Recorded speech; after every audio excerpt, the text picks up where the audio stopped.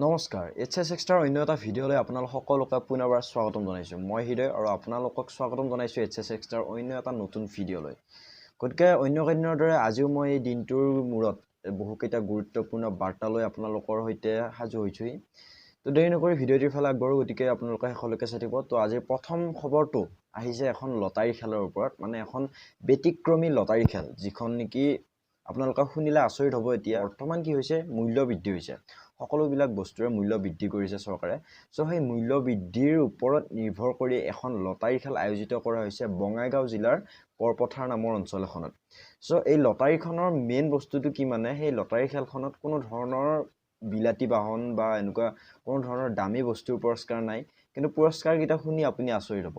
আৰু এই পুৰস্কাৰকেইটা আছে প্ৰথম পুৰস্কাৰটো হৈছে পেট্ৰল 30 লিটাৰ তাৰপিছত দ্বিতীয় পুৰস্কাৰটো হৈছে ডিজেল 30 লিটাৰ সো এনেকুৱা ধৰণে গোটেই প্ৰায় 20টামান পুৰস্কাৰ আছে এই 20টামান পুৰস্কাৰ কি বস্তু তাৰমানে গোটেইকেইটা পুৰস্কাৰতে তেওঁলোকে হয়তো কোনোবাটো পুৰস্কাৰত আলু 30 কেজি দিছে বা কোনোবাটো পুৰস্কাৰত পিয়াজ 20 কেজি বা কোনোবাটোত মই ক'লে পেট্ৰল দিছে বা মিঠাতেল আছে এনেকুৱা ধৰণৰ মানে আজিকালি মানে যিখিনি বস্তুৰ দাম বাঢ়িছে আজি এইকেইটা দিনত সো গোটেইখিনি বস্তু মানে তেওঁলোকে কি কৰিছে পুৰস্কাৰ হিচাপে তেওঁলোকে দি দিছে সো আপোনালোকৰ যদি এনেকুৱা ধৰণৰ এই লটাৰী খেলখনত ভাগ ল'বলৈ ইচ্ছা আছে তেনেহ'লে ডেছক্ৰিপশ্যনত তেওঁলোকৰ ফোন নম্বৰ থাকিব আপোনালোকে কল কৰি কিনে তাতে 30 টকা দি কিনে আপোনালোকে নিজৰ টিকটটো কাটিব পাৰে আৰু এটা টিকটৰ মই আপোনালোকক স্ক্ৰীনশ্বট ইয়াতে দি দিছোঁ আপোনালোকে স্ক্ৰীনশ্বটটো মানে পোষ্ট কৰি ভিডিঅ'টি পোষ্ট কৰি কিনে আপোনালোকে পুৰস্কাৰকেইটা পঢ়ি চাব পাৰে আগবাঢ়িছোঁ আজিৰ দ্বিতীয়টো খবৰলৈকে বন্ধুসকল আজি হৈছে 6 জুন আৰু অহাকাইলৈ হৈছে 7 জুন মঙলবাৰ গতিকে এই বৰ্ষৰ মেট্ৰিক পৰীক্ষাৰ ৰিজাল্ট অহাকাইলৈ দিব বুলি মুখ্যমন্ত্ৰী হিমন্ত বিশ্ব শৰ্মাই কৈছিল গতিকে নাজানো কালি দিয়ে নে নিদিয়ে কিন্তু কালিলৈ দিব বুলি এটা বহুত ডাঙৰ সম্ভাৱনা আছে কাৰণ বহুতে কৈ আছে কালি দিব বুলি বা মুখ্যমন্ত্ৰী ডাঙৰীয়াইও কালি দিব বুলি তেওঁ ঘোষণা কৰিছে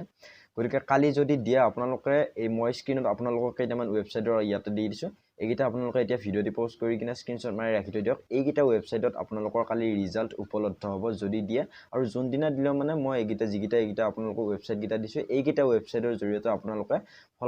নিজৰ ফলাফলসমূহ চাব পাৰিব আৰু কেনেদৰে চাব লাগে মই আপোনালোকক ভিডিঅ' বনাই দি আছোঁ গতিকে আগবাঢ়িছোঁ আজি তৃতীয়টো খবৰলৈ সো তৃতীয়টো খবৰ আহি পৰিছে শিক্ষামন্ত্ৰী ৰণোজ পেগুৰ তৰফৰ পৰা বৰ্তমান অসমত যিখিনি বিদ্যালয় আছে তাৰ ভিতৰত প্ৰায় 16খনমান বিদ্যালয় এতিয়াও মানে কি হৈ আছে মাটিৰ বেৰেৰে বনোৱা টাইপৰ হৈ আছে মানে পকীকৰণ হোৱা নাই সো তাৰে ভিতৰত 800খনমান বিদ্যালয় পকীকৰণ হ'ব আৰু বাকী 30টাতকৈও কম ছাত্ৰ ছাত্ৰী থকা সংখ্যক মানে 30টাতকৈও কমকৈ যিবিলাক বিদ্যালয়ত ছাত্ৰ ছাত্ৰী আছে সেইবিলাক বিদ্যালয় বন্ধ হ'ব গতিকে এইটো এটা সিদ্ধান্ত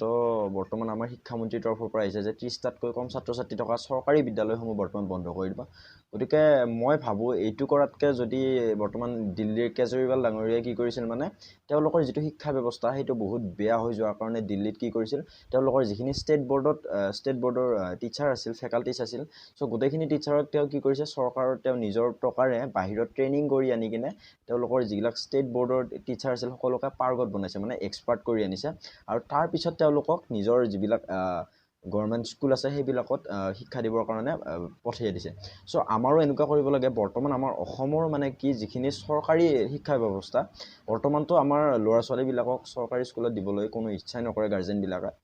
প্ৰাইভেট স্কুলতে দিয়ে কিহৰ কাৰণে মানে অসমৰ যিটো চৰকাৰী শিক্ষা ব্যৱস্থা বহুত বেয়া হৈ গৈছে সো ইয়াৰ কাৰণে কি কৰিছে এতিয়া মই ভাবোঁ যে আমাৰো যিখিনি চৰকাৰী শিক্ষকবৃন্দ আছে বা যিখিনি ফেকাল্টিছ আছে গভৰ্ণমেণ্টৰ তৰফৰ পৰা সেইখিনিক বাহিৰত অলপ ট্ৰেইনিং কৰি আনি কিনে এক্সপাৰ্ট কৰি আনি কিনে আকৌ শিক্ষা কৰিব দিব লাগে স্কুলবিলাক বন্ধ কৰি কিনে কাম নাই ন গোটেই হেৰিয়ে বন্ধ কৰিব লাগে সো এইটো কৈছোঁ আৰু ইয়াৰ পিছৰ খবৰটি আহি পৰিছে বন্ধুসকল বহুত ডাঙৰ ঘোষণা ৰিজাৰ্ভ বেংক অফ ইণ্ডিয়াৰ তৰফৰ পৰা মানে কি কৰিছে বৰ্তমানৰ পৰা হয়তো আপোনালোকে আমাৰ যিখিনি ভাৰতীয় মুদ্ৰাখিনিত আপোনালোকে হয়তো মহাত্মা গান্ধীৰ ফটো আৰু দেখা নাপাব কাৰণ ৰিজাৰ্ভ বেংক অফ ইণ্ডিয়াই ঘোষণা কৰা মতে বৰ্তমান হেনো এতিয়াৰে পৰা আমাৰ যিখিনি ভাৰতীয় মুদ্ৰা আছে সেই মুদ্ৰাখিনিত কি কৰিব APJ আব্দুল কালাম বা ৰবীন্দ্ৰনাথ টেগোৰ এওঁলোক দুজনৰ ফটো দিব বা আপোনাৰ এনেকুৱা বুলি ঘোষণা কৰিছে বা যদিও মহাত্মা গান্ধীৰ ফটোখন নুগুচাই কিনে হ'লেও মানে তেওঁ থাকিলেও এই দুজনৰ ফটো হয়তো দিব পাৰে বৰ্তমান ভাৰতীয় মুদ্ৰাত বা মহাত্মা গান্ধীৰ ফটো ৰিমুভ কৰি দিব পাৰে বাৰু আপোনালোকে কমেণ্ট কৰি জনাবচোন এতিয়ালৈকেতো আমি জন্মৰ পৰা মহাত্মা গান্ধীৰ ফটোৰ ওপৰতে পইচাখিনি দেখি আহিছোঁ সো আপোনালোকে যদি মানে কমেণ্ট এটা কৰি জনাব যে যেতিয়া মহাত্মা গান্ধীৰ নোটখন মানে মহাত্মা গান্ধীৰ ফটোখন নোহোৱা কৰি কিনে যদি তেওঁলোক দুজনৰ ফটো বা কোনোবা এজনৰ ফটো লগাই দিয়ে আপোনালোকৰ ইউজ কৰি কেনেকুৱা লাগিব কমেণ্ট বক্সত জনাব কাৰণ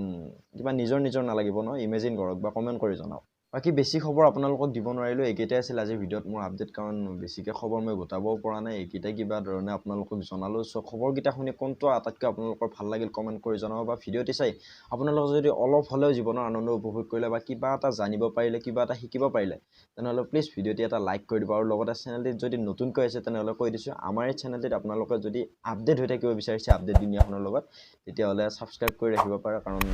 এনেকুৱা ধৰণৰ নতুন আপডেট মই সদায় লৈ আহি থাকো এইখিনি সময়ত গতিকে চেনেলটি সাবস্ক্ৰাইব কৰি ল'ব পাৰে আৰু যদি ভিডিঅ'টি লাইক কৰি দিব বাকি লগ পাম এটি নতুন ভিডিঅ'ত নতুন এটি আশাৰ সৈতে তেতিয়াহ'লে বাই বাই জয় অসম